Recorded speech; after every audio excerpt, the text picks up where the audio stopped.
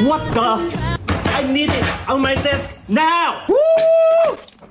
This fingerprint lock is every safe's nightmare. It locks anything easily and securely with just your finger. Alright, let's now test.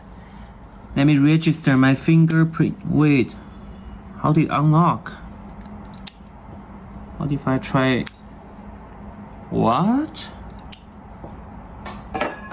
What if I try a lemon? That was my mistake. Now that I've registered my index finger, it won't unlock with anything else. But I found a bigger issue.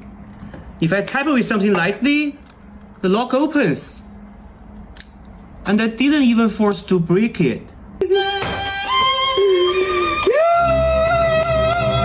This is trash. Do not buy it.